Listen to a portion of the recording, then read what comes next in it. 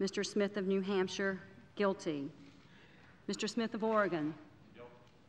Mr. Smith of Oregon, guilty. Ms. Snow. Ms. Snow, not guilty. Mr. Spector. 50 senators have pronounced William Jefferson Clinton, President of the United States, guilty as charged. 50 senators have pronounced him not guilty. 2/3 of the senators present not having pronounced him guilty, the Senate adjudges that the respondent, William Jefferson Clinton, President of the United States, is not guilty as charged in the second article of impeachment. You're looking at him, to me, that is one of the most egregious things that you've done. Are you looking at him? I was looking. Because the numbers have changed. He's using the same numbers. Read my lips. Read my lips. He at least tried to tell the truth. Clinton never tried to.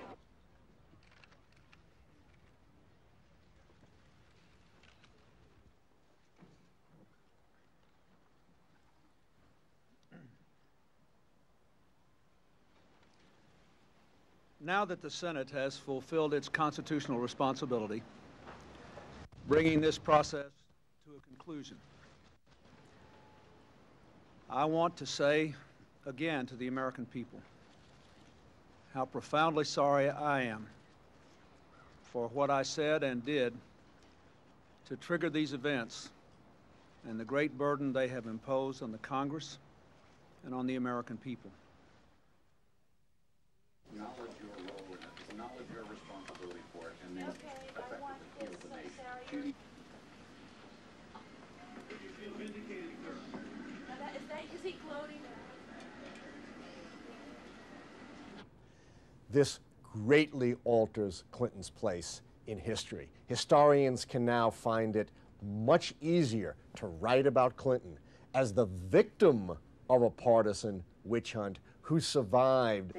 What turn of a phrase we have today? What is the new spin, if you will, the new explanation he can put on how he feels about it? I think it'll be for history to tell us whether or not this was a partisan venture by vigilantes or whether this was actually for the rule of law and the principles that the House managers say it was all about.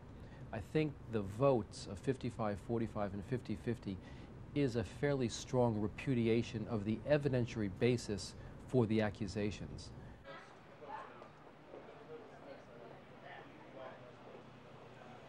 At one level, this is a victory for the president, but it's not really a victory. When you know that the first sentence in your legacy is going to read, he was the first elected president of the United States to be impeached, the fact that you were acquitted and can fill out your term in office is not exactly a victory.